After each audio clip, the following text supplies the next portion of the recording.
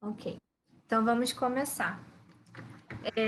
Quem chegou agora, boa tarde a todos e a todas. Hoje é nosso primeiro dia de evento, de um evento que vai ser bem longo, né? Tá recheado de apresentações.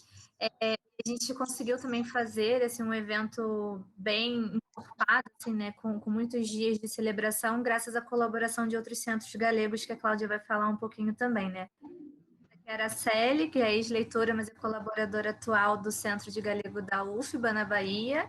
O Anton, que hoje vai ser palestrante também, e é do Centro da Universidade Nova de Lisboa. Então, temos muitos colaboradores que participaram também. E o Hugo, que não pôde estar presente porque está dando aula no mesmo horário, que é o leitor da USP. Eu queria agradecer a todos que estão aqui assistindo, mas principalmente aos convidados que já estão presentes. Presente a Montse Pena Presas e o Anton Garcia.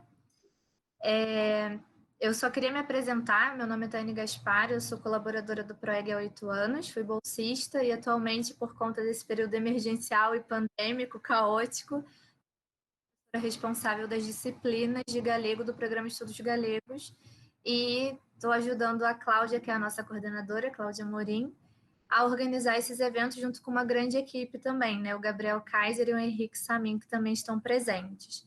Queria só fazer uns comunicados pontuais, né? Antes da gente passar a palavra. O primeiro deles é que a atividade está sendo gravada, ainda que não apareça oficialmente para vocês. Então, se alguém tiver algum problema de imagem, não se sentir confortável, não tem nenhum problema, é só desativar a câmera. Se quiserem fazer qualquer intervenção, podem fazer pelo chat, de moderador, o Samin também. Então, a gente lê para vocês, fiquem à vontade. O segundo comentário é sobre a lista de presença. Já já a gente vai passar uma lista pelo Google Forms, é só vocês preencherem, o certificado demora até 2 semanas para ficar. E é isso, sejam bem-vindos, muito obrigada por vocês terem se conectado. A gente está muito feliz porque recebemos 300 inscrições, não conseguimos comportar todos, então esperamos também, né, que a gente consiga absorver o máximo de interessados possíveis nas atividades durante a semana. E é isso, sejam bem-vindos e bem-vindas. Passo a palavra para a Cláudia. Então, muito boa tarde, obrigada Tayane e Gabriel, que estão aí no suporte, né, de toda essa organização, eles trabalham bastante. Obrigada também a todos os convidados, né, a professora Montes Pena Presas, da Universidade de Santiago de Compostela, o Anton Garcia, né, que é o leitor da Universidade Nova de Lisboa. A Tayane já adiantou aí, né? Obrigado também a presença de todos. A Tayane já adiantou que esse evento das jornadas é um evento especial. Primeiro, porque esse é o ano Jacobeu, né? Então, em conversa com o Fernando Osório, né, que é o coordenador do NUEG, né, outro centro galego, sem leitorado, mas é um centro de estudos galegos na UF.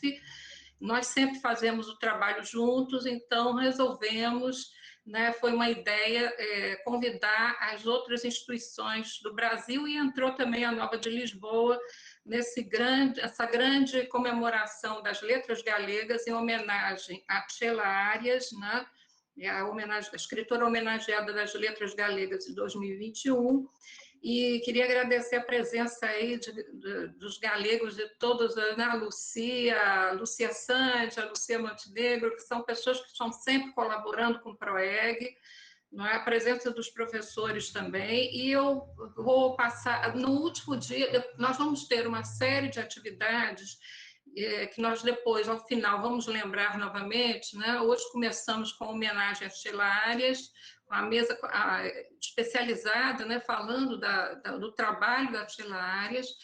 Amanhã nós temos um evento falando sobre a língua galega, as questões do português e do galego, com o João Lagares e o professor Marco Túlio, da UFRJ, o João Lagares, da UF. Na quarta-feira, nós temos a Tchela Arias, a Diário, Campanha do Século XXI, no evento proposto pela Universidade Federal da Bahia, né, através da Araceli Luna, colaboradora do PROEG de lá, né, do Programa de Estudos Galegos, da SEG. Na quinta-feira, nós temos a Laura Romero e a Ema Pereira, e também o Hugo, Domingues Silva, da USP, num evento também dedicado a Sheila Arias, abordando outras questões, né, da questão da multidisciplinaridade. E na sexta-feira nós temos um evento também muito especial, em homenagem à professora Amparo Maleval, que infelizmente nos deixou esse ano, né, o ano Jacobeu, nos deixou no início do ano, vítima da Covid, e que foi a fundadora do NUEG na UF, né, e a fundadora do PROEG na UERJ. Então, para essa mesa especialíssima também, em homenagem à professora que sempre trabalhou conosco, sempre muito querida, né, nós teremos as professoras Laura Tato Fontaina, da Universidade da Corunha, e a professora Yara Frateschi Vieira, da Unicamp. Tá? Então, estão todos convidados para todos os dias. Nós temos aí, como a Tayane falou, cerca de 300 inscritos, né, entre alunos e também pesquisadores, professores, para todos os dias dos eventos. Tá? Então, que nós tenhamos um bom dia, uma boa jornada hoje e boas jornadas nos próximos dias. E eu queria, então, passar a palavra a nossa vice-diretora, a professora Naira Veloso, que vai oficialmente abrir o evento.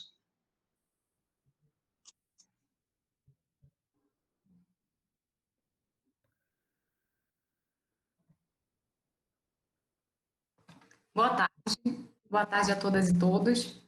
Gostaria de começar agradecendo a Cláudia, né, coordenadora do PROEG, por esse convite e mais essa oportunidade de trocas de conhecimento da língua e da cultura galega, e de parabenizar, né, a todos os organizadores do evento, a todos os membros da comissão organizadora, por esse evento que já é um sucesso, aliás, sempre é, né?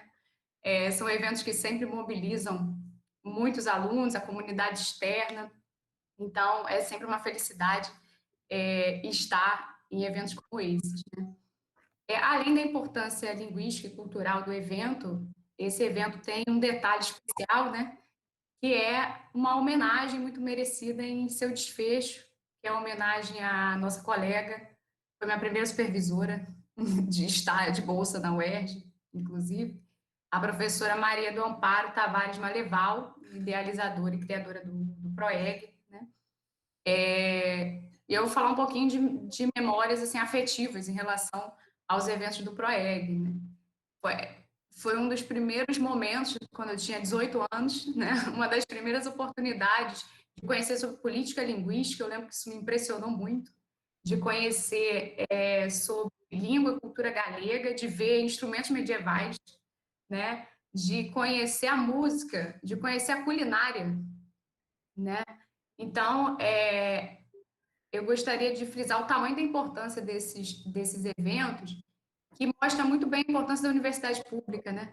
Quando que a gente tem oportunidade de fazer esses intercâmbios sem sair do país, né? Então, eu acho que é um dia de muita felicidade, né? E parabenizo novamente a todos vocês, porque sei que nesse contexto, né, de trabalho remoto é realmente uma empreitada fazer um evento com 300 participantes inscritos, né?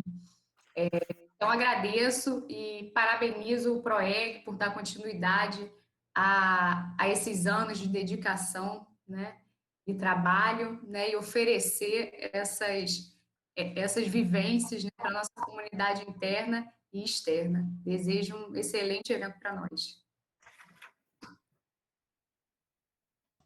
Obrigada, Naira. Agora eu acho que poderíamos passar a palavra da Tayane para o Anton, né, para ele falar um pouco desse trabalho com a conjunto. Quer dizer, primeiro, para falar desse trabalho nosso, né, conjunto, ele depois será o segundo palestrante, né, do dia de hoje, e também a Araceli, né, poderiam falar um pouquinho desse nosso trabalho conjunto para essas jornadas. Começo eu, Araceli, queres começar tú? Começo eu. Vale. Obrigado polo convite. A verdade é que é un placer colaborar con todas as universidades brasileiras sobre todo coa que máis colaborei ata agora é coa de Río de Xaneiro, con Tallán. Estou moi agradecido polo convite e encántame poder promover a lingua galega pois, e a cultura galega pois, desta maneira. Tamén agradecer a Araceli, que fixemos a semana pasada un evento que nos custou moito tempo facelo e ao final conseguimos facer. E nada, eso, moi agradecido de colaborar e espero seguirlo facendo pois, nos próximos anos, que en principio estarei aquí en Lisboa uns aniños. Tamén quería pedir desculpas porque non sei que problema informático teño, que non pon o meu nome, pon unha cousa sin sentido, de poliéster, mas son iso, Antón García, que quede claro, Antón García, lector de libro. Obrigado. Te dou a palabra, Araceli. Moi ben, boa tarde. Ben, entón, da mesma forma que Antón, eu quería primeiro saudar a todo o grupo, que somos moitísimas persoas. O feito de que sexamos tantas persoas aquí e aínda máis inscritas, creo que fala moi ben tamén do traballo que se está facendo dentro dos centros de estudo galegos, e neste caso principalmente dentro do centro da UERJ, non? Que está chegando, está tendo unha difusión tremenda. Estou contenta como parte do CELGA, da UFBA, estou contenta de que dentro desas difusiones, dentro deses proxectos, nos continúen acollendo, non?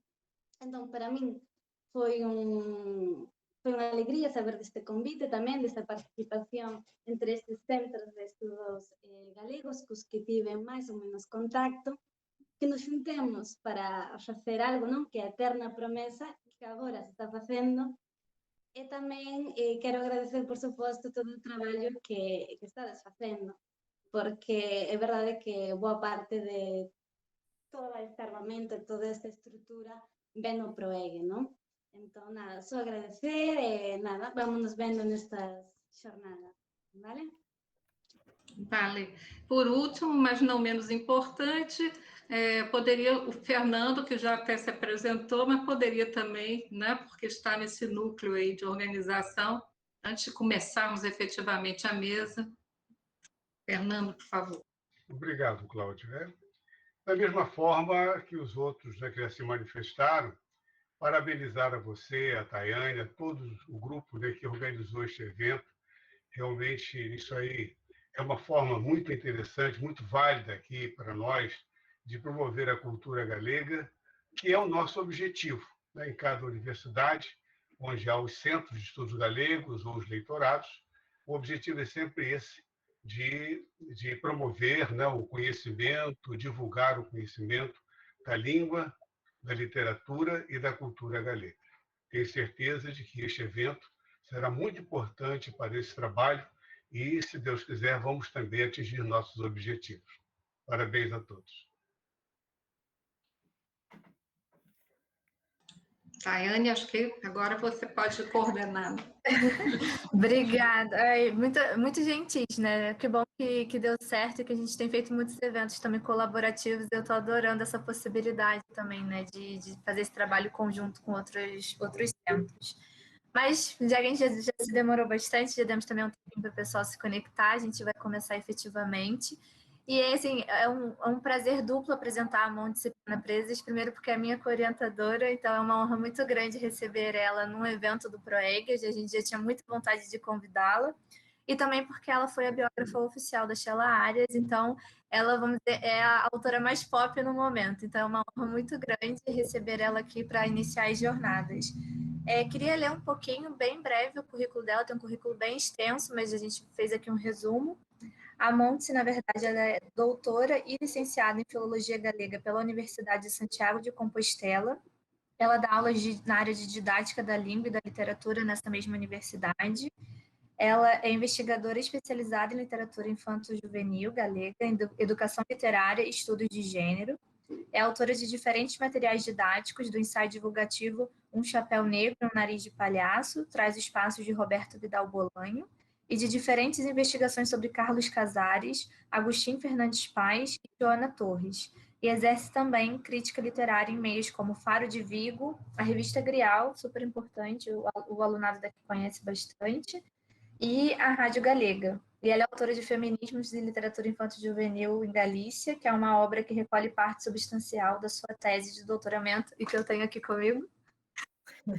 E, bom, Montes, muito obrigada por você ter aceitado o convite, por você estar aqui conhecendo um pouquinho também de onde surgiu essa nossa colaboração. Devo muito ao PROEG, então está sendo uma honra muito grande recebê-la aqui. A palavra está contigo. Boa tarde. A verdade é que estou emocionada e sorprendida, porque esperaba, xa me sorprendín vendo o cartel, pero esperaba un evento máis humilde, e non porque non confíe na capacidade da Tallán para organizar algo grande, pero cando vexo case 80 persoas conectadas, a verdade é que impresiona, non? Entón, eu quería comezar primeiro agradecendo as diferentes institucións, os diferentes lectorados de galego que organizan este ciclo, que teño a honra de comezar hoxe, non? Toda a miña solidariedade e a valoración do seu esforzo para eles e elas, porque eu hai moitos anos tamén fun lectora de galego na Universidade de Bangor, en Gales, entón ben sei o que é ese traballo tan esforzado que se fai pois con moito entusiasmo e apoio institucional, vamos a dicir, cativo. Non mínimo, pero sí cativo. Bueno, vou ser sutil nese sentido, non?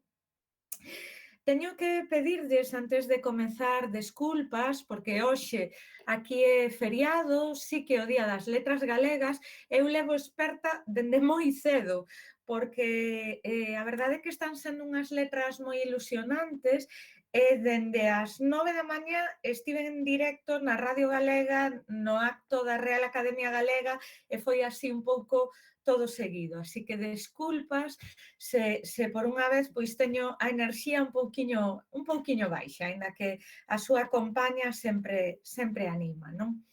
Como me toca iniciar o ciclo, considerei que sería unha boa idea, xa que a Claudia e a Tallán me deixaron liberdade, facer unha chega global e iniciática a figura de Xela Arias que mesturase o biográfico por unha banda e o bibliográfico por outra banda, non? Estou segura que algúns de vós coñecen un pouquiño da poeta, pero para os que non, sí que me gustaría deixar feito un marco contextual que lles permitise quedar con un perfil de quen era poeta a quen este ano celebramos. E, ademais, celebramos con moito éxito, porque, como me dicía un libreiro de Vigo estes días, dende que ten aberta a libraría, dende 1987, é o ano que máis libros se venderon, tanto da propia obra da poeta homenaxeada como libros arredor da súa obra. Así que me gustaría transmitir pois esta idea de ilusión, de intensidade que temos este ano co 17 de maio e que non sempre é así, non?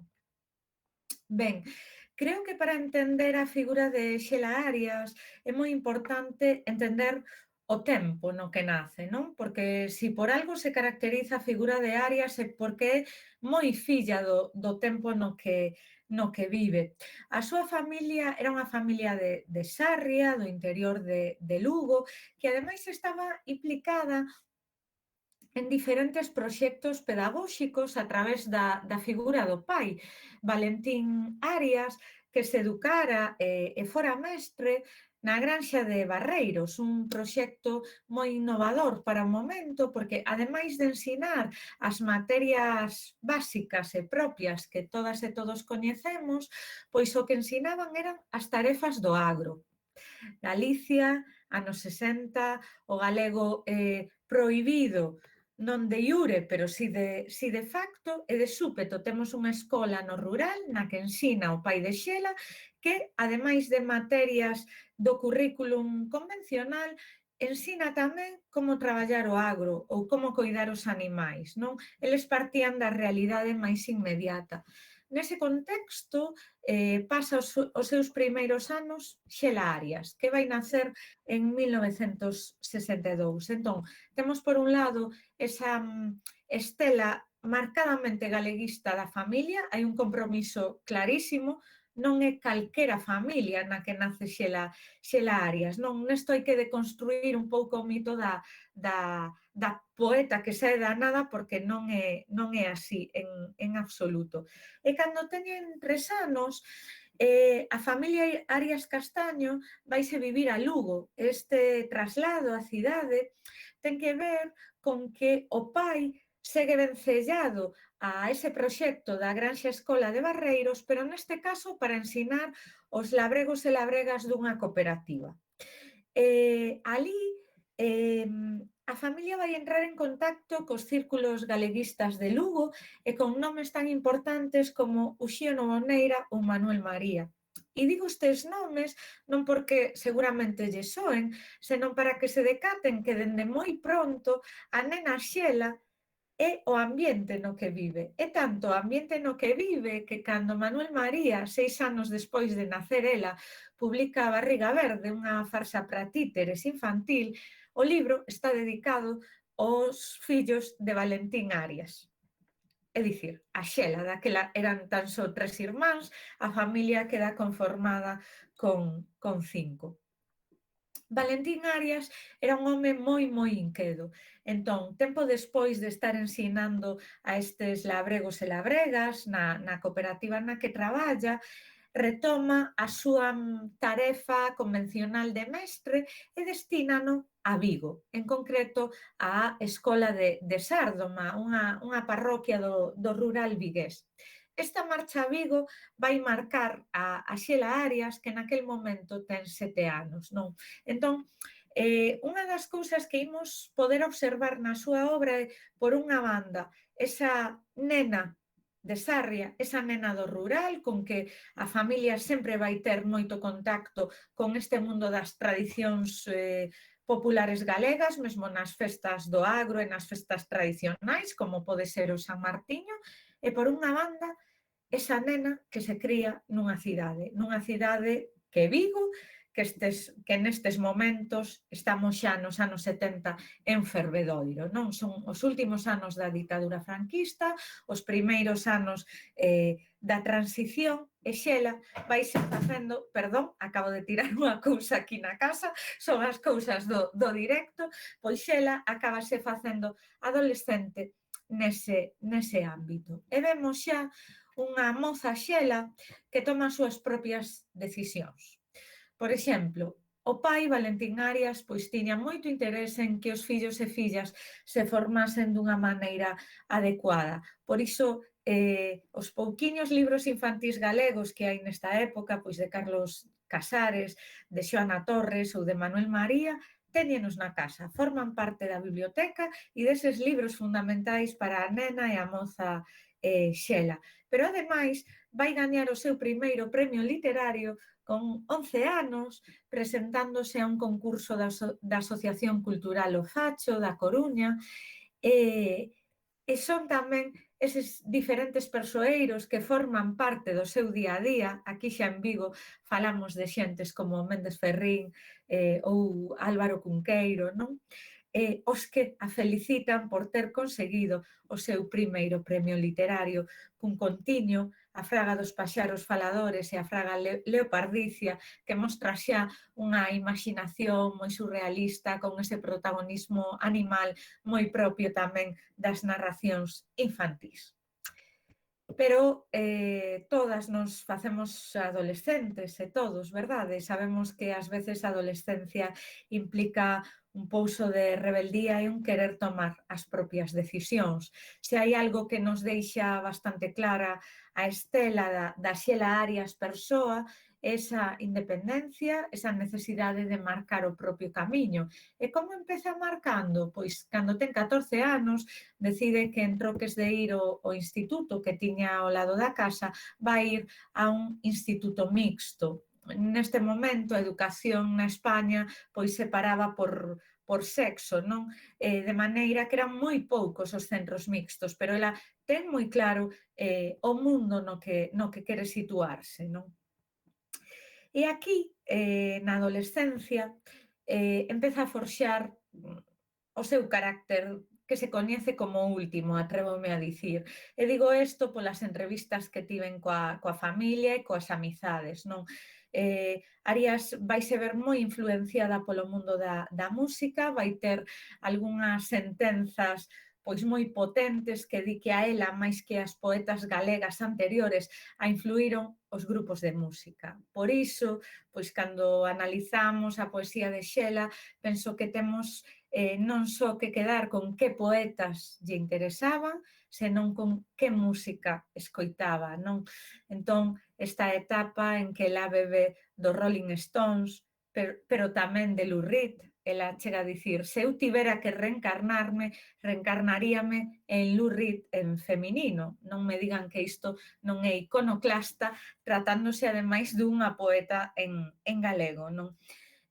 Willie DeVille, os Beatles están na base da súa formación musical.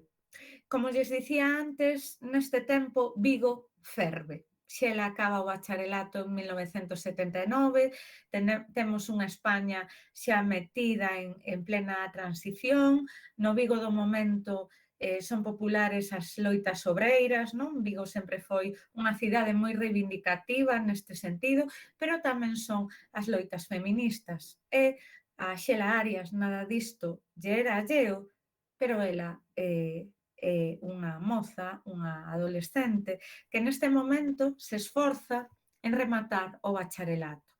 E digo que se esforza porque desafiando ese contexto familiar que víamos tan culto, tan preparado, tan pendente dos estudos da filla, pois ela decide non querer seguir estudando.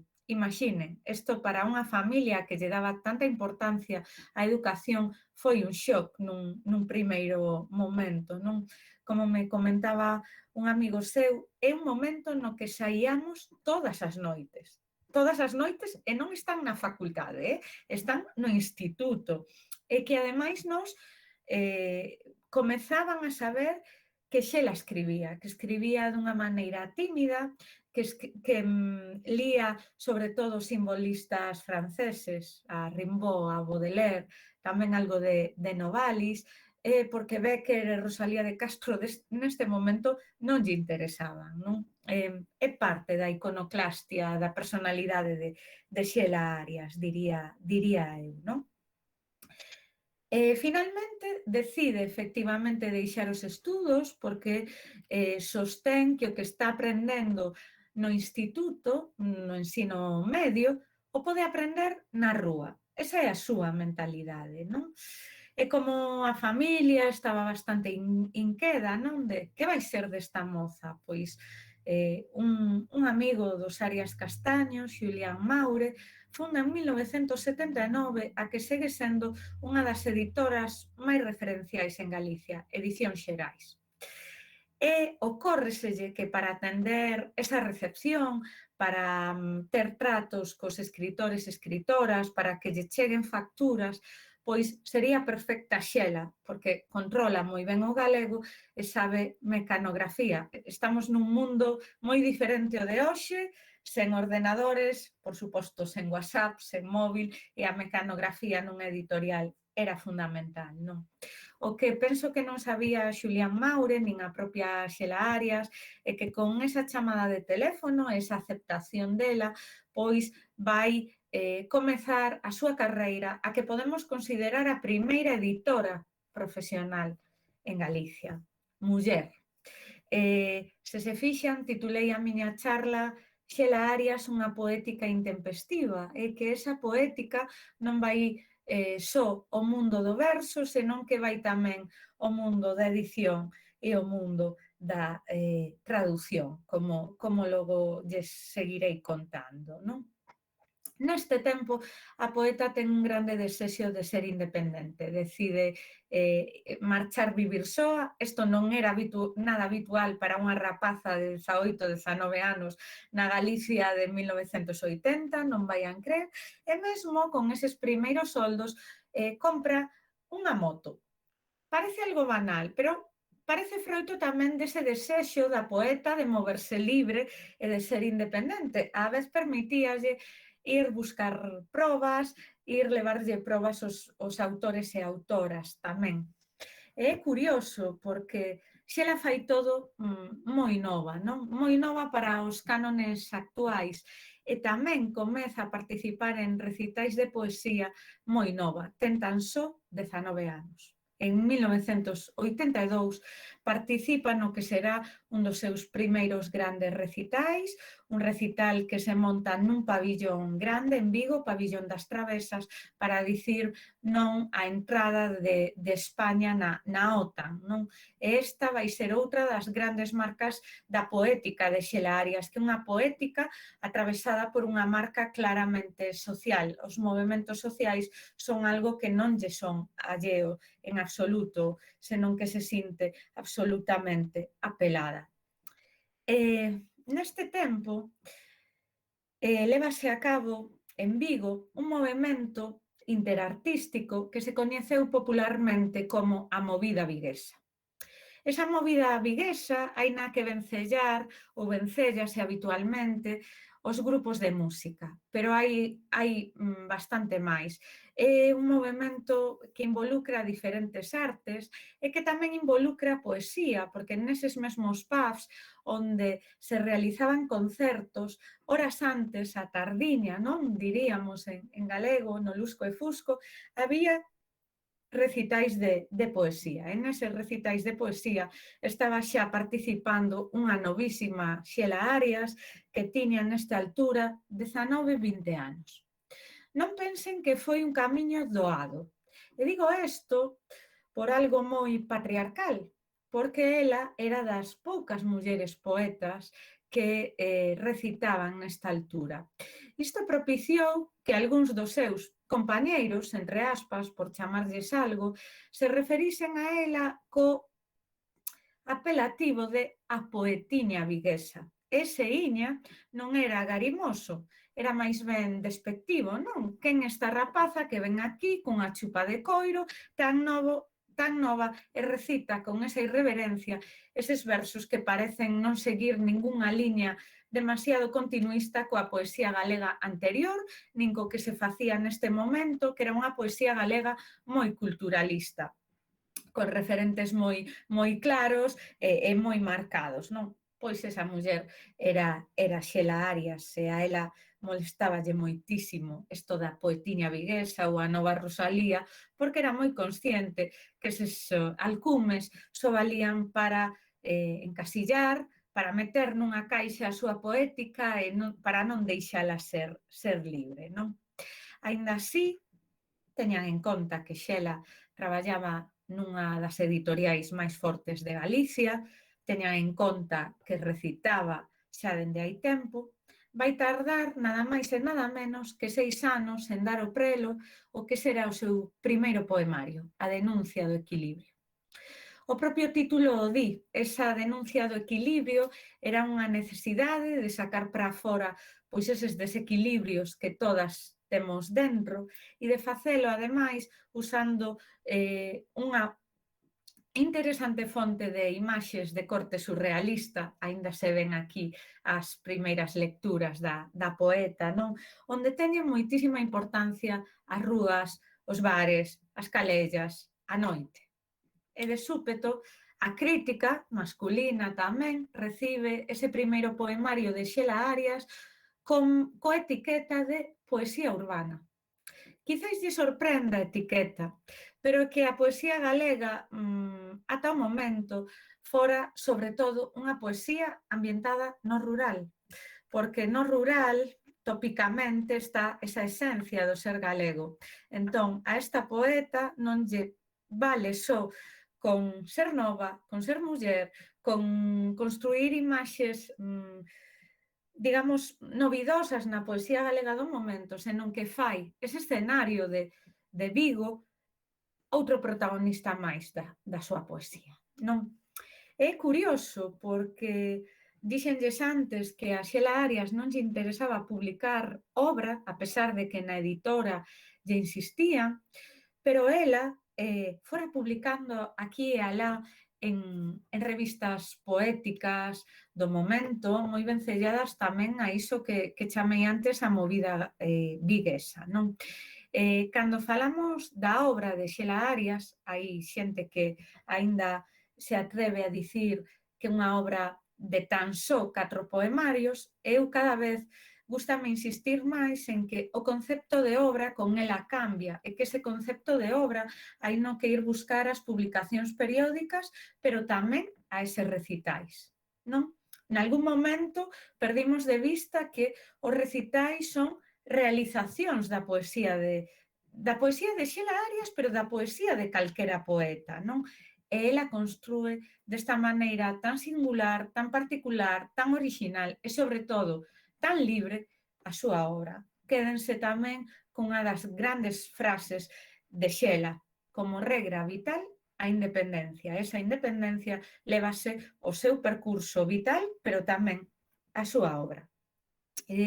Esquecinlles de dicir tamén que na poesía de Xela hai unha teima constante por elaborar un diálogo con outras manifestacións artísticas. Nesta primeira obra, en Denuncia do equilibrio, ese diálogo búscase co mundo da ilustración. O libro sae coas imaxes de Xosé Guillermo, un pintor amigo dela, moi vencellado aos xerais deste tempo, pero tamén a movida viguesa, un grandísimo artista co que a poeta dialoga fusionando as súas dúas artes. É outra das teimas de Arias, a idea de que a xente por si soa non vai ir á poesía, así que nós temos a obriga de levarlle a poesía á xente. Escoitaba hoxe, xa non sei a quen exactamente, pero que deste Día das Letras Galegas, pois Arias estaría moi leda de ver como os seus poemas pintan e denuncian dende os grafitis, dende a arte urbana, non? Porque foi algo que se fixo moito estes meses. Imos volver brevemente a Xela traballadora de editorial, porque cando entramos na segunda década dos 80, Xela Arias xa non é só unha secretaria, tamén unha persoa que decide que títulos se publican, sobre todo en coleccións xuvenís, non? O seu pulo como editora ímolo buscar sobre todo aí, no pulo que lle deu a colección Xabarín, unha colección na que se publican sobre todo obras doutros idiomas traducidas e na que ela colaborou activamente traducindo, entre outros, a Bram Stoker ou Venceslao Fernández Flórez. Ás veces, cando se fala da Xela Arias tradutora, e falamos de máis de 40 obras traducidas, ou sexa que hai unha obra inmensa neste sentido, se din os nomes que soan máis o canon, non? Di, non é que traduciu a James Joyce, non é que traduciu a Angela Carter, non é que traduciu a Jan Rhys. Por suposto que é verdade, pero o seu grande pulo foi a da literatura xuvenil, porque traduciu Banda deseñada nun proxecto de xerais que non funcionou editorialmente, pero tamén a Roald Dahl permitiu que as que éramos nenas e adolescentes a finais dos 80 e principios dos 90 lésemos os grandes clásicos da literatura infantil e xuvenil galega na nosa lingua. Como estamos en plena conexión coa lusofonía, non me resisto a contarlles unha anécdota moi fermosa que para min era descoñecida ata que fixen a biografía, que non lle ensinei por aquí, esta intempestiva, e que descubrín grazas á familia Arias Castaño que me deixou a correspondencia. En 1985, Arias toma unha das súas primeiras iniciativas como traballadora de xerais, pero máis xa como editora, e que quere traducir, isto era un costume dos anos 80, non o podemos mirar con ollos de hoxe, a Xorxe Amado galego. Entón, na editorial dinlle que ten cero posibilidades de que unha obra de Xorxe Amado acabe publicada en galego por unha cuestión fundamental, os dereitos. Non, Xerais non tiña o diñeiro suficiente naquel momento para pagarlle a Amado os dereitos, pero Xela escríbelle unha carta absolutamente deliciosa, humilde, entusiasmada sobre unha obra de Amado que se chama O gato mallado e a andoriña señá, unha historia de amor. E aquela carta estou na buscando porque aquí está, a reproducín no meu libro, enternece totalmente a Xorxe Amado. Logo lles conto como acaba esta historia, non? Leolles tan só un fragmento. Escríbolle con motivo de vir ler, tal vez con demasiado retraso, quizás eu son demasiado nova e aínda é moito que me queda por atopar, o seu exquisito é maravilloso, non raro en galego, libro O gato mallado e a andoriña siñá, que coa súa delicadeza me causou fonda impresión e me produciu o anceio de poñelo ao alcance de nenos e non tanto desta miña terra, traducindo ao galego. Como ve, a carta que lle envío vai ser membrete da editorial e que é unha carta particular, pois eu son tan só unha secretaria. Seguiríalles, pero isto daría para outra charla enteira, porque Xorxe Amado contesta entusiasmado, lle di que falará coa súa xente de dereitos en España, que era a todopoderosa Carmen Balcells, a xente literaria, digamos, máis coñecida aquí na península, e lles di que lles deixará pois, a edición a un prezo factible. Finalmente o libro publicase en Xerais, ela escríbelle unha carta de volta entusiasmada, non crían que Amado pois se ia conmover ante esta secretaria que lle escribe emocionada co seu libro, faino, e sácanse uns 5.000 exemplares do libro de Amado, que para as cifras galegas está moi ben, non? Temos que volver, encantaríame seguirlles falando da Xela Arias, editora e correctora, pero sei que teño un tempo limitado e vamos co seu segundo poemario, un poemario que cando se publica, en 1990, causa tamén unha especie de revolución. Trátase de tigres como cabalos, e nel aparece outra innovación formal na poesía galega do momento, que é un diálogo interartístico, neste caso coa fotografía, non? A obra contén 24 fotografías que dialogan con 24 poemas e aparecen xa algún dos trazos fundamentais da escrita de Xela de aquí en diante. Animalidade, pois esas comparacións constantes co mundo animal, pero tamén o xogo cos pronomes, a elaboración de neoloxismos que nos fan darlle de volta a lingua e outra vez esa vontade de pôr sobre a mesa de que en realidade unha boa obra de arte literaria debe dialogar con outras boas obras de arte.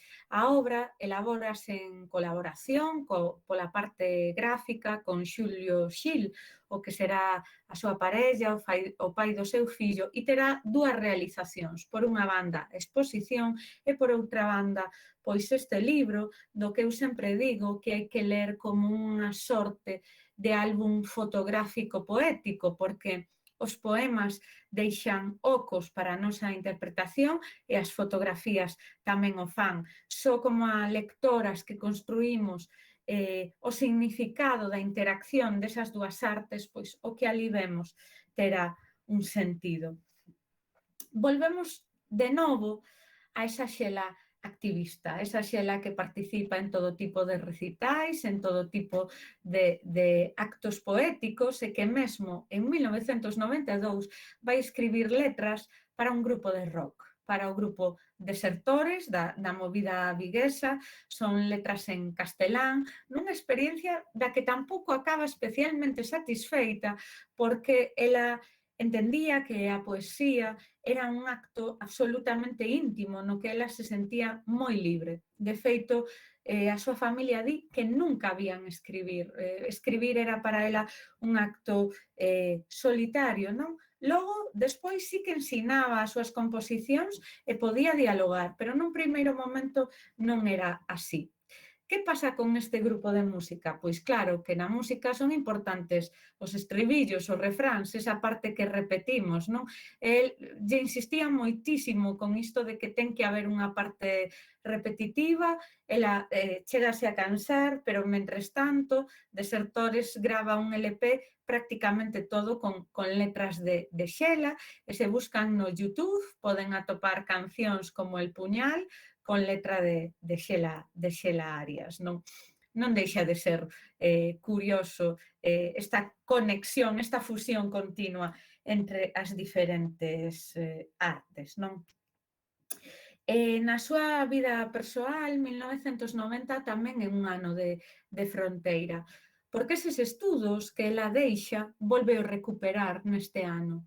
Decide que está cansada da vida editorial, que é unha vida que eu supoño que queima bastante, e que quere ser máis libre, e para iso comeza os estudos de Filoloxía Hispánica na Universidade de Vigo, non? Segue traballando como editora, neste caso como editora freelance, pero hai un antes e un despois. Ademais, pide non ocuparse das coleccións literarias, senón dos textos máis de ensaio ou académicos. Antes non lles lembrei que nestes anos, nos anos 80, se estaba consolidando a norma do galego, non?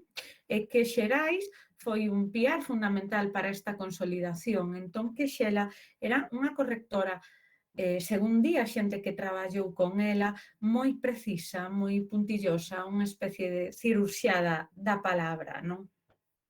En 1990 vai probar tamén outras experiencias, como ser columnista en xornal diario, como escribir un relato erótico nunha experiencia editorial que se chamou Contos eróticos elas, que publicou tamén Xerais, esta época da experimentación, de temos que ver se en galego podemos escribir subxéneros populares e asequibles de todo tipo. Aí penso que un dos retos estaba en atopar ese vocabulario de galego literario erótico moi importante, e tamén escribe unha obra que era descoñecida ata este 2021, que se chama Non te amola, que a familia, en concreto a súa exparella Xulio Xil, pensa que escribiu a principios dos anos 90 pensando nese fillo que nace en 1994 e que nos mostra unha Xela Arias, escritora de literatura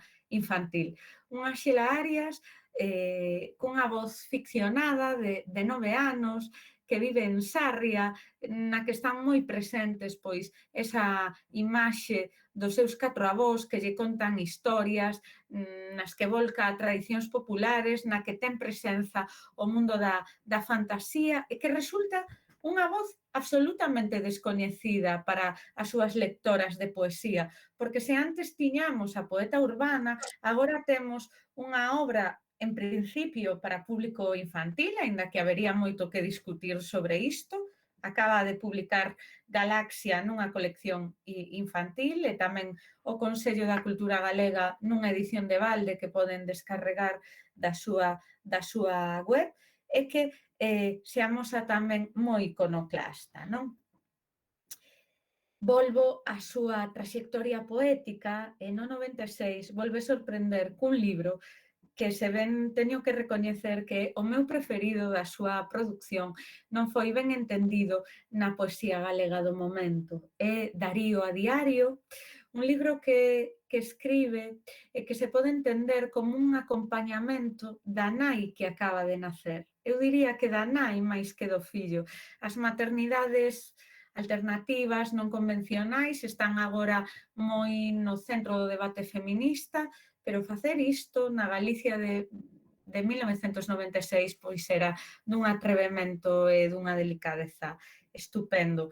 A idea, os temas principais que transmite o poemario son esa necesidade de acompañar sen estorbo, non? Ou, como din algúns dos seus versos máis célebres, e, por certo, e para sempre, contigo, a miña maior diversión, dille o fillo. Hai unha vontade de deixar algo que hoxe lemos como un testamento en forma de verso, non? pero que en realidade era pois ese diario da nai que está vivindo os primeiros meses do fillo e que quere frearse antes de obrigar algo que ás veces as nais pois, e os pais, por suposto, facemos, non? Na súa vida persoal segue perseguindo esa liberdade laboral, acaba a filoloxía hispánica, saca o que sería pois, o curso que permite ser docente e comeza a traballar en diferentes institutos cunha paixón inusitada. Non din quen a coñeceron que era unha profesora absolutamente vocacional, entregada, que estaba feliz coa oportunidade que lle dera a vida. Aínda así, dunha maneira moi sintética, estamos xa nos primeiros anos 2000 e son anos para ela un pouquiño complicados. Nestes anos divórciase da súa parella, do pai de Darío, e tamén lle diagnostican unha hepatite C que supón que se ten que someter a un tratamento moi intenso nestes tempos experimental, non? É mágoa porque din as amizades, quen a coñeceron, que nesa última etapa da súa vida, nos 2 últimos anos, 2002 e 2003, pois, se ela recuperara de algunha maneira a estabilidade, non?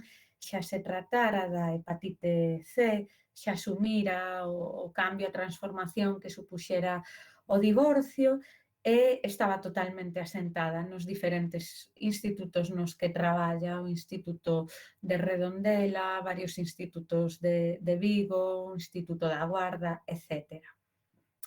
En 2003 publica o seu derradeiro poemario, Intempériome, no que temos, sempre me gusta dicilo así, a Xela Arias máis depurada de todos, de todas.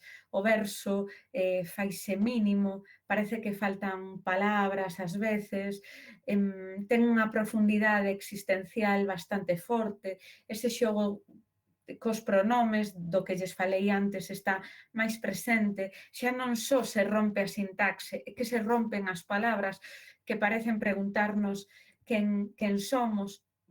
Curiosamente, coa perspectiva que temos hoxe, pois parece que é un poemario máis existencial que os anteriores, non?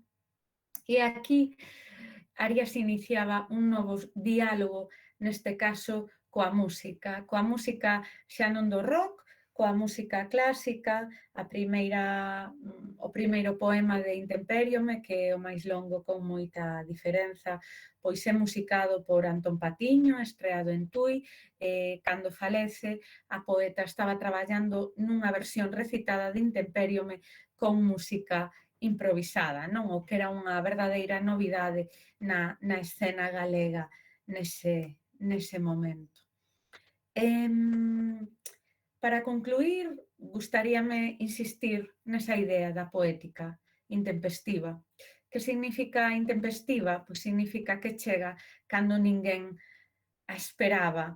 Non a esperaban nin como correctora, nin como primeira traductora profesional en galego, nin como primeira editora profesional en galego, nin tampouco con esa voz singular que afán non ser unha illa en absoluto, pero ter claro cal é o seu propio camiño, e o seu propio camiño está marcado tanto pola defensa do galego, e isto non é un tópico, hai un verso dela moi potente que di: agora teño o idioma clavado nas entrañas, e inclinado, creo, e recitei mal, pero como me puxen así estupenda, me daba rabia recuar, non? E tamén pola defensa dos dereitos das mulleres. Tamén di nunha entrevista: eu deixarei de ser nacionalista cando os povos os xulgados non o estén, e deixarei de ser feminista cando as mulleres teñamos os mesmos dereitos que os homes. Hai tamén unha rebelión dela mesma por ser únicamente a rapaza nova que falaba en galego, non? Era moito máis ca iso, e sabía que nese momento o seu público natural pois non estaba en Galicia, porque se sabía, como di nunha conferencia ás veces, máis cerca do lector madrileño máis novo que escoitaba rock que dese lectorado galego que ela sabía maior de 30 anos, e que, claro, Xela Arias foi a maior parte da súa traxectoria menor de 30 anos, non? Ademais, quédense con esa idea da poética propia, con ese xogo da linguaxe tan forte, tan potente, tan estimulante, e con esa vontade case didáctica de querer levar a poesía á xente. Pola miña parte, coido que nada máis, tan só decirlles que a vida, a traxectoria de Xela Arias se cortou súbitamente a principios de novembro de 2003 dun desafortunado ataque ao corazón que nos deixou con 41 anos, pero deixeunos Xela, polo que vexo estes días a súa obra vai permanecer. Moitas grazas pola súa atención, espero non terme pasado moito do tempo. Muito obrigada, Monte, por esse percurso tão completo. Como a gente não teve acesso a muito material das Xela Arias, a gente tem o que está disponível na internet, né, o documentário, esses textos mais divulgativos, então acho que foi muito especial para a gente poder ter acesso a mais informações. A gente me perdoa pelo barulho externo, né, coisas de home office. Suponho que a gente vai deixar as perguntas para o final. Então, podem ir pensando, amadurecendo os comentários que vocês gostariam de tecer também a fala da Montse. E aí eu gostaria de passar a palavra para o Anton, que é o nosso segundo convidado do dia, e também o último. Vou só ler aqui, fazer uma breve apresentação também do currículo dele. O Anton, ele também é formado em Língua e Literatura Galega, ou seja, Filologia Galega, em estudos de línguas e literaturas modernas, língua portuguesa e literaturas lusófonas, ou seja, filologia portuguesa. Tem mestrado universitário em professorado de educação secundária. É especialista nas cantigas de Santa Maria, no tocante à questão de gênero e à religião. É um grande entusiasta desde a Universidade Nova de Lisboa, porque atualmente é o leitor de língua, literatura e culturas galegas ali. Também trabalhou como tradutor e corretor em diversos âmbitos e também foi professor secundário de língua e literatura galegas e também professor oficial na Escola Oficial de Idiomas. Bom, Tom, a palavra está contigo agora. Bem-vindo, obrigada. Boa tarde a toda a xente presente na sala. De novo agradecer o convite a como chamo eu Brasilega Tallán e o PROEG de Río de Xaneiro. A verdade é que colaborar con xente así é un verdadeiro placer. Obrigadísimo polo vosso traballo. Entón, eu vou falar un pouquiño da Xela Arias traductora, vou dar así unhas ideas xerais da súa labor no mundo da traducción. Quería compartillar un PowerPoint para poder seguir un pouquiño mellor a conferencia.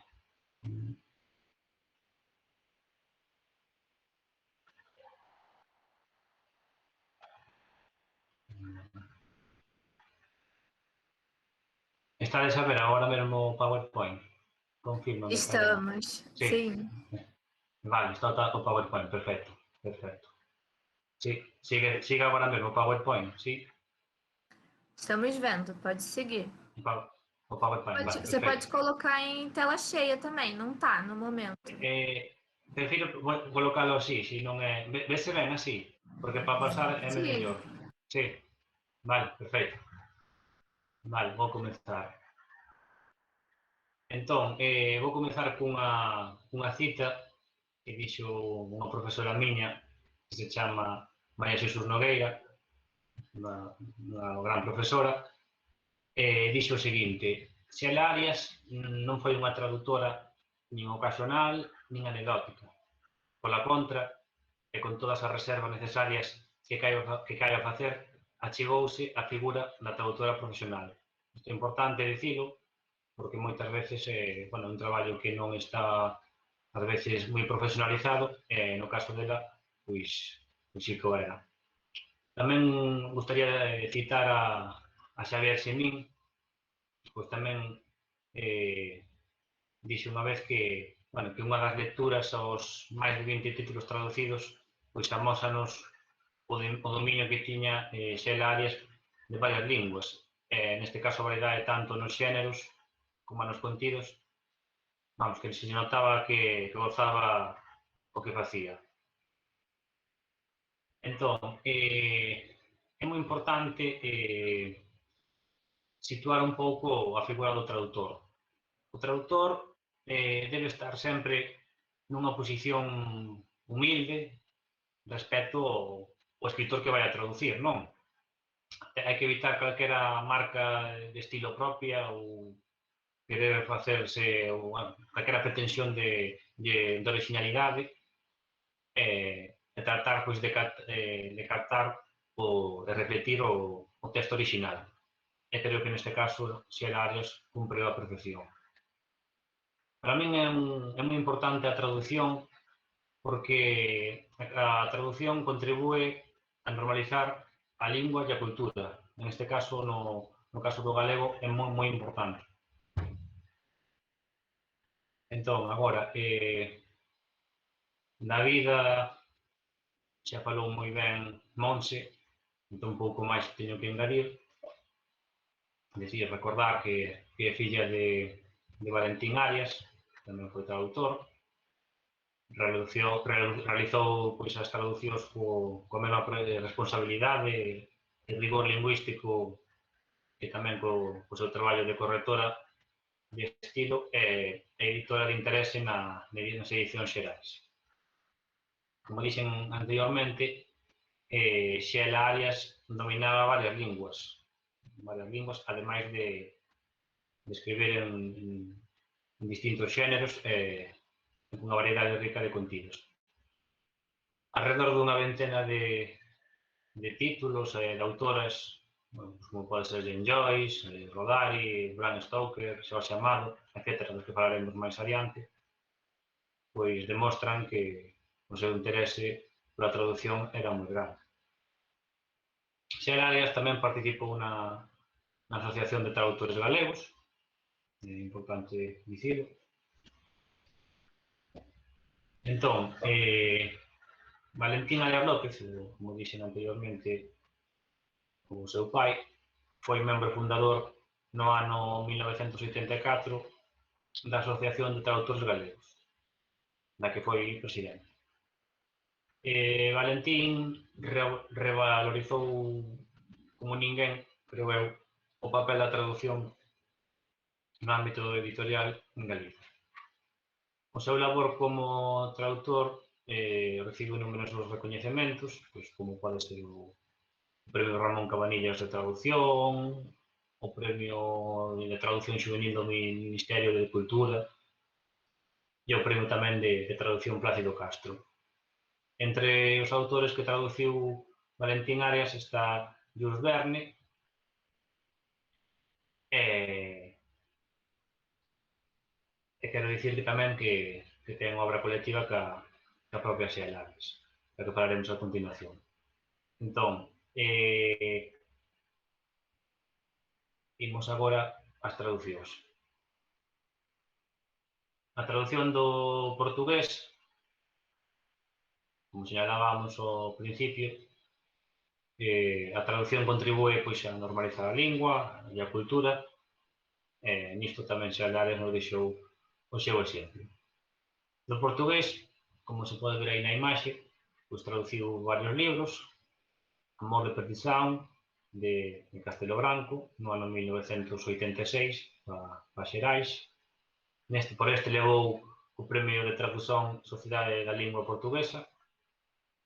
Despois tamén traduciu O Gato Mallado e Andoriña Siñá, de Jorge Amado, no ano 86, para Xerais, o cal describe unha carta que xa falou anteriormente Monse dela.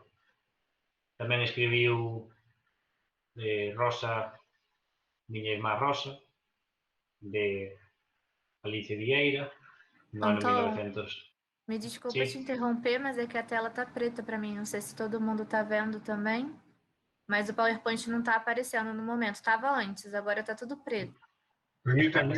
Aqui também tá preto. Está, sí. Vale. Está agora o PowerPoint. Todo agora sim. Vale. Desculpa. Continuo. estaba a falar da Rosa miña irmá Rosa, de Alicia Vieira, que traducí no ano 1990, para a editorial SM. E, por último, Camiñando sobre as aguas, de Xosé Vial e Moutiño, en 1993, para a revista Xerais.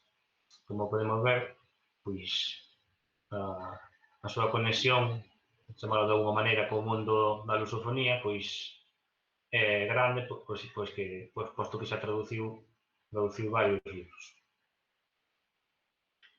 No tocante ao castellano, Xela Arias traduciu Cabalo, de Carlos Oroza, no ano 1983, El bosque animado, de Gonzalo Fernández Flores, no ano 1987. Tamén traduciu Los correloiras, de Juan Farías, no ano 1990, este libro que aparece aquí en pantalla. Despois, e por último, tamén traduciu A cantiga de amor, de Bertrand Petiot, no ano 1995, para a revista Xerais.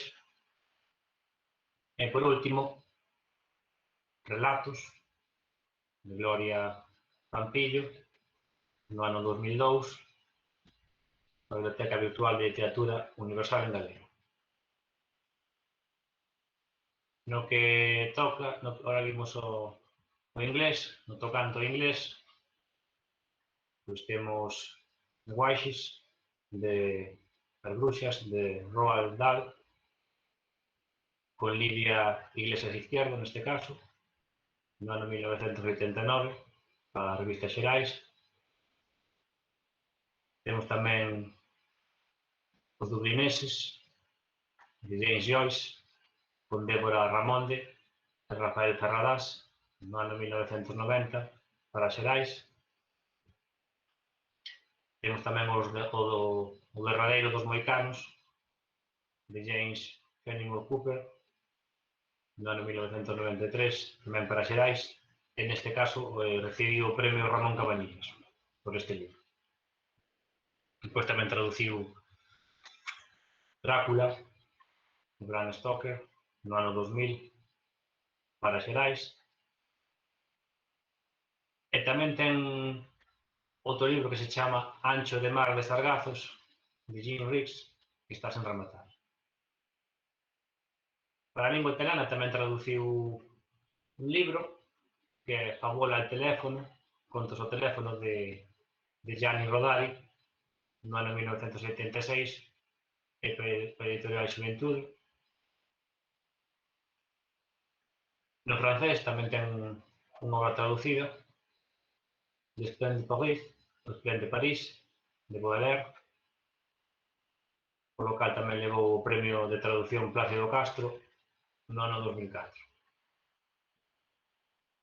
Tamén traduciu para o neerlandés, isto sorprende a moita xente que tamén se decantara por esta lingua, ten 2 libros, Anke de Brais, no ano 1990, para SM, e A carta en clave, de Jan Terlouw, no ano 1995, tamén para SM. En canto ás obras colectivas, xa falamos de alguna, temos que dicir que en 1990 había un equipo de traductores entre os que estaba Xela Arias, Valentín Arias, o seu pai, e Xavier Semir, e ian dar a luz a traducción. Temos o enxeñoso Hidalgo Don Quijote da Mancha, o mítico libro de Cervantes. Temos tamén, este libro foi traducido no ano 1990, e, como dixen, con Valentín Arias, tamén con Josefa Fernández, con Palacio Sánchez e con Xavier Semir, en Xesús Semir.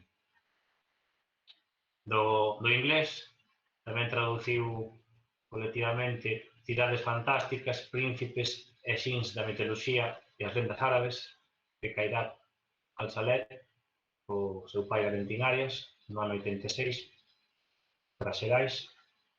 Tamén traduciu do inglés Venus Negra, de Angela Carter, en colaboración con Xavier Murgueza Martínez, no ano 2001, para Xerais. E como non podía ser de outra maneira, tamén ten unha traducción colectiva do neerlandés, neste caso os cómics de Franca, de Gen Huixipers, con María Xesús Lameiro, entre 90 e 92, tamén para a revista Xerais. Aquí incluense 5 títulos neste libro, que son Os dentes do dragón, A caída do dragón, Competencia a morte, A volta do sol do norte e A vinganza do barco fantasma. Graciñas obrigado pola invitación de novo. Isto é un pouquiño así, un resumo moi xeral da Xelaria esta doutora.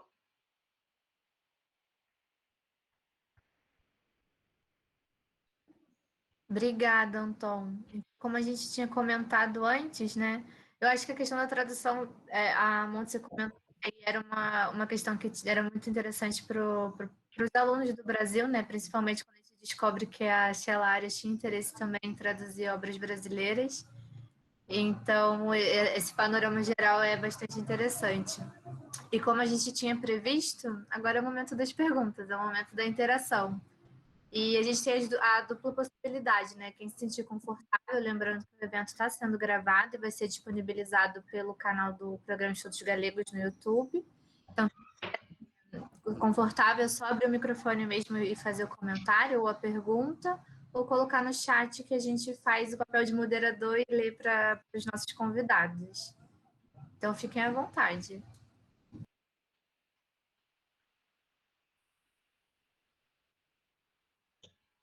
Hola, estás me ouvindo? Sí? Sí, perfecto.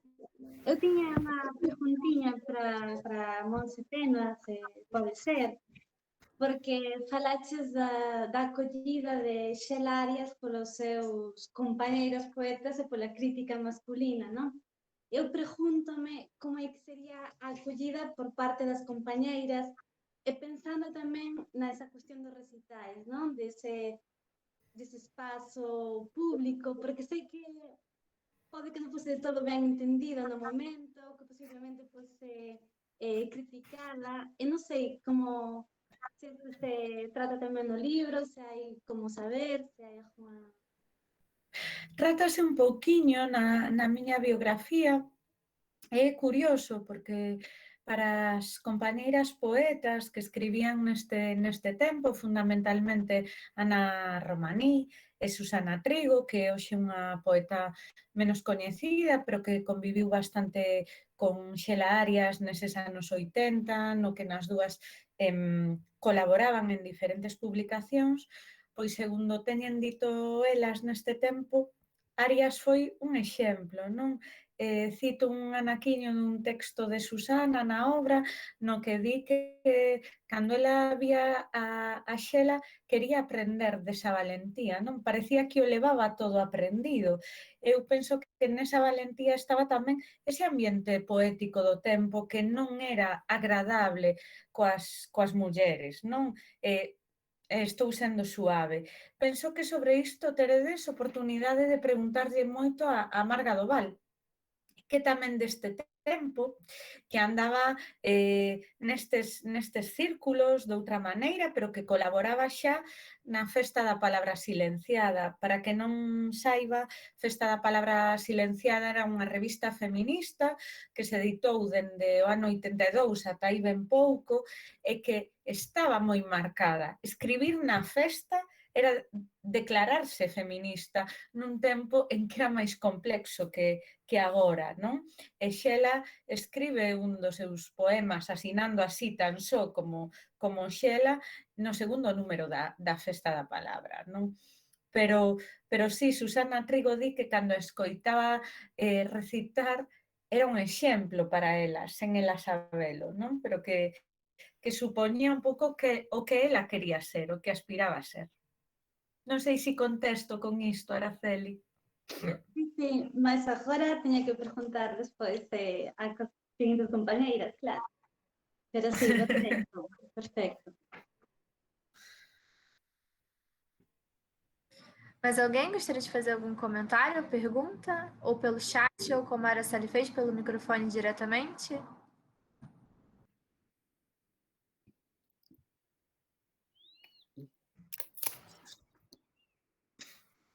Hola. Hola. Creo que vou comentar eu. Primeiro, en fin, presento, eu non coñezo a Monse personalmente, nin Antón, e peço disculpas porque cheguei tarde, en fin, por problemas alleos a miña vontade, burocráticos.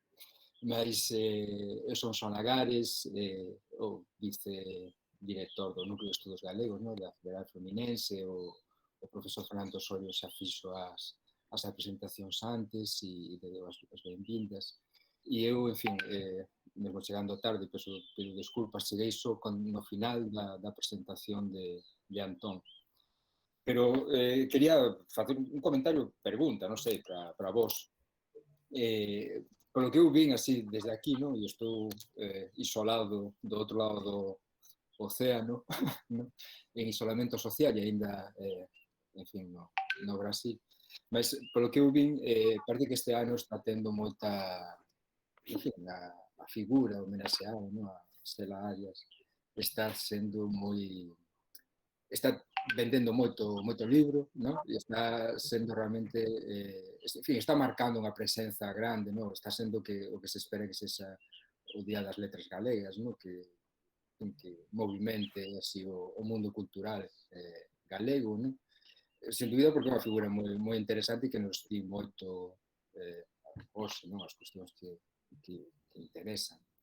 Mas quería que, e pois tal vez Monse xa falou disso antes e eu estou aquí facendo unha pregunta extemporánea.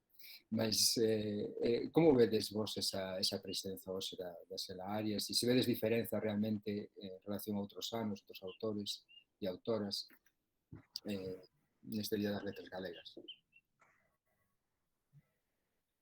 Antón, non sei se queres ti... Sí, o mellor, igual tú sabes máis datos, porque eu non coñecía esos datos que deches tan interesantes dos libros vendidos por Stella Arias. Bueno, é dicir, que estiven onte en Santiago, claro, o tema da COVID non hai demasiada xente, mas polo que oín, falando coa xente que vende libros, pois que se están vendendo moitos libros e que está tendo unha repercusión interesante.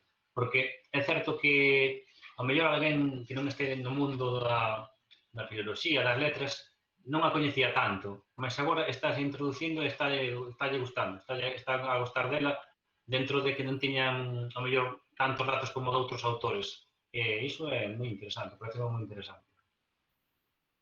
Sí, Xoan, eu antes comentaba que un libreiro, Gonzalo, da libraría Cartabón en Vigo, me decía que dende que tiña aberta a libraría, dende 1987, fora o ano que con máis diferenza se vendesen libros, non? E creo que non só se ve esa ilusión, ese entusiasmo aí, senón nas diferentes iniciativas de carácter social e non tanto institucional que está habendo, non? Había como emoción hoxe en Vigo, eso é tan bonito de ver, porque non o vimos moi habitualmente no Día das Letras, por desgracia. Non? Creo que a capacidade de Stella Arias de conectar coa xente nova ten moito que ver con isto.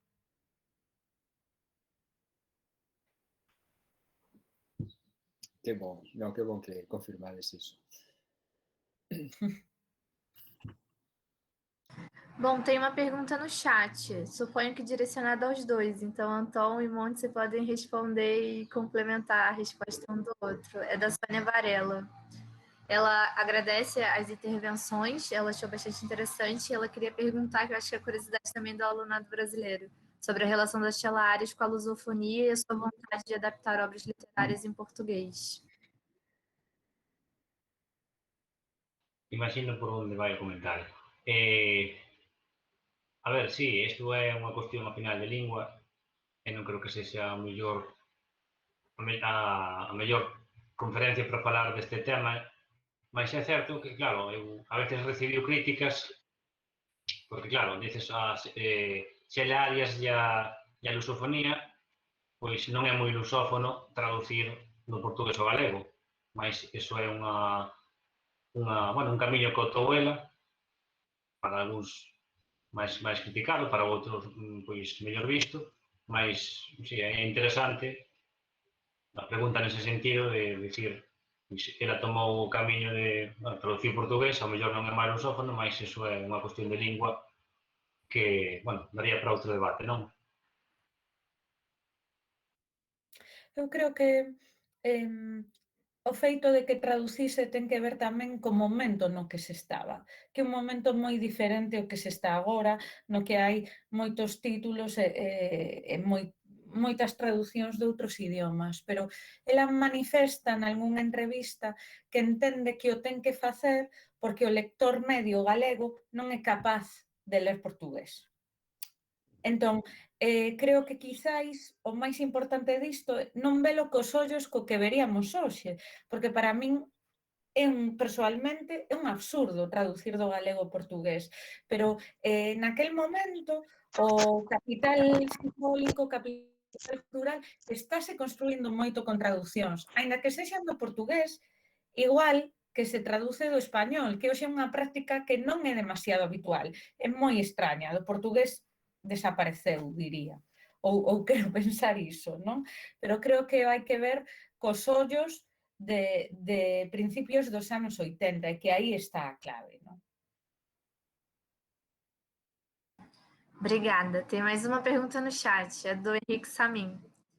Também agradece muito a participação de vocês e ele queria saber da Monte se ela poderia falar um pouquinho mais sobre o significado de não ter a mola no conjunto da obra de Stella Arias. Sí, isto daría, como decía Antón antes, para outra ponencia, porque Non te amola ten características moi singulares, non? É un tipo de, nin sequera unha novela, son as diferentes historias fiadas por esa voz narrativa que eu lles decía que o dunha nena de 9 anos, que decide que xa viviu moito e que ten que escribir un libro para contar as súas experiencias, non? Durante toda a narración temos ese dobre receptor, esa voz da nena que nos di que 9 anos, pero que pensa, reflexiona, hai humor como se fose unha adulta. Como lles dicía antes, esta obra podes entender como autoficción, conta as memorias desa Xela nena en Sarria, a que os seus 4 avós, que tamén son personaxes que aparecen na obra, igual que os seus irmáns, lle contan historias da nosa tradición popular, non? Aparece por aí os lobos, a Santa Compaña e demais. E logo narra tamén ese cambio que ten na súa vida a cidade, no que aparece tamén a fantasía, pero que é unha fantasía, digamos, máis universal. De repente temos un monstro que é da tradición contística universal, pero non é da tradición galega. Eu recomendaría moito Non te amola para esas persoas que queiran coñecer máis en detalle a infancia de Xela Arias, porque está tan pegado á realidade que a súa nai conta que ela lles lía fragmentos de Non te amola para saber se recoñecían nos personaxes que ela ideou, non? Non sei se contesto ou querían unha resposta máis delongada, non? Eu penso que você deixou a gente mais curioso pela obra. Com certeza. A Cláudia também tem. Cláudia, você quer fazer a pergunta pelo microfone ou você prefere que a gente leia por você?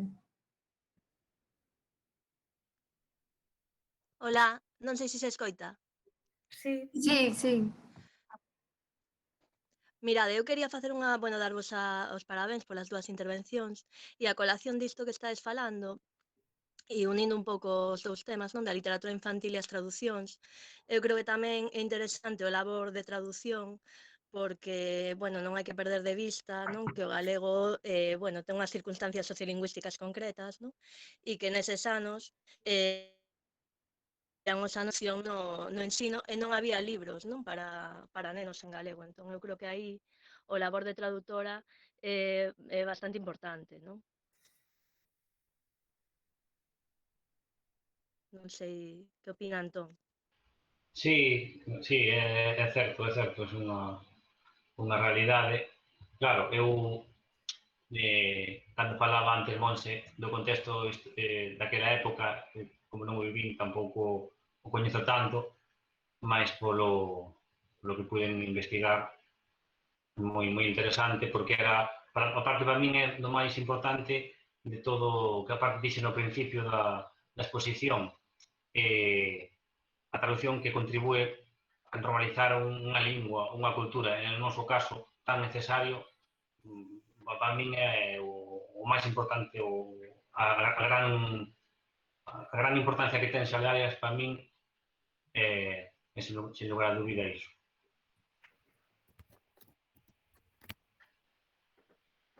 Monte, você gostaria de comentar alguma coisa?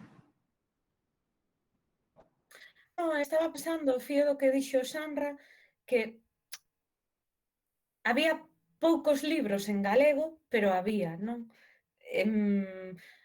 Para min non xustifica esa traducción do portugués. Eu creo que ela tiña ese posicionamento claro de que como un lector convencional non lía portugués, pois simplemente había que traducir, porque tiñan a posibilidade de traducir de moitísimas linguas. Ademais, ela recibe bastantes críticas, tanto en concreto pola traducción de Amado como pola traducción de Amor de Perdición.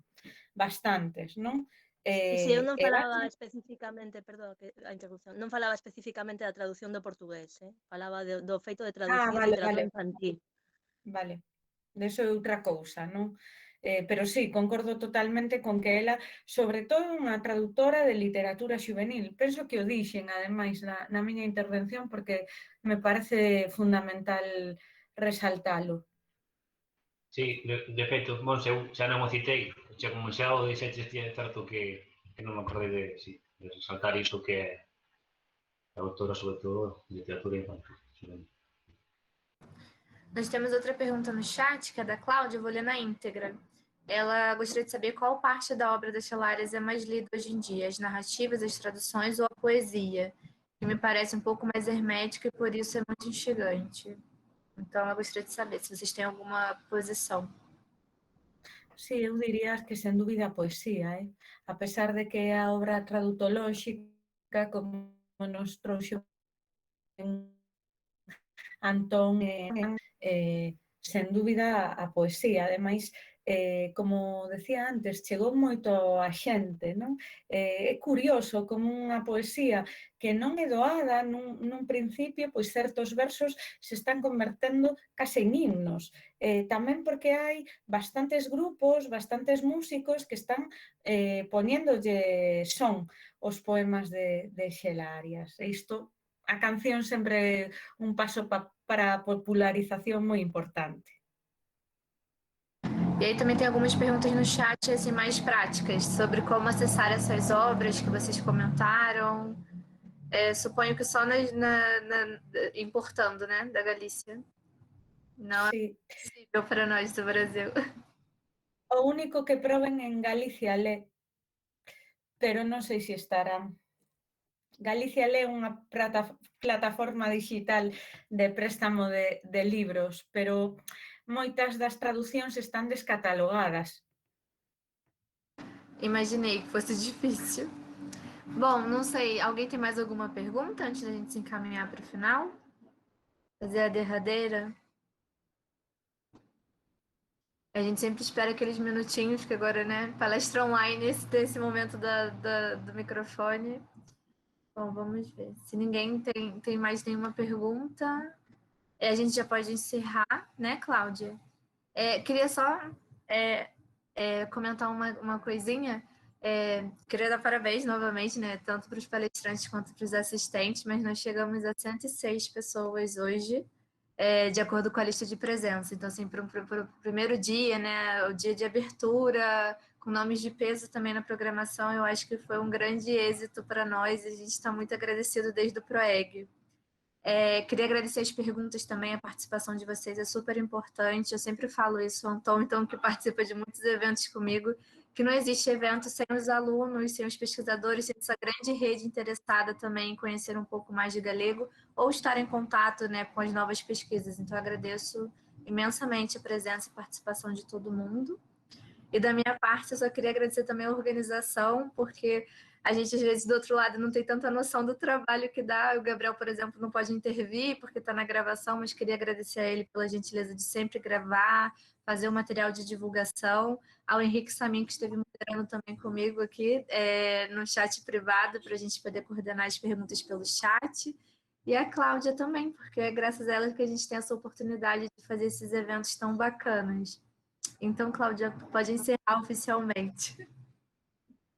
Então, gente, eu também quero muito agradecer, não só aos palestrantes, aos convidados todos, essa organização, né, que foi assim muito eficaz. A Tayane e o Gabriel são o suporte disso, né? A gente vai, eles são os mais novos, né? Eles lidam bem com a tecnologia e nós vamos nos adaptando um pouco a esse sistema, né? Tem uma vantagem, né? A gente está aqui numa tarde discutindo a Galícia com professores de lá diretamente da Galícia, o Antônio de Lisboa, enfim, tem as suas vantagens, mas não é de fato, né, esse momento da presença, do encontro, como a gente fazia lá no PROEG, junto com o NUEG, né? Mas estaremos aí amanhã, quarta, quinta e sexta, né? Nós temos atividades. Agradeço também a presença dos meus queridos colegas do setor, o professor Sérgio Nazar, meu grande amigo, o Henrique, que está na organização, né? Eu não sei se mais algum colega do setor participou, a gente está todo mundo com muitas atividades, mas, enfim, espero que vocês tenham tido uma excelente tarde e até amanhã.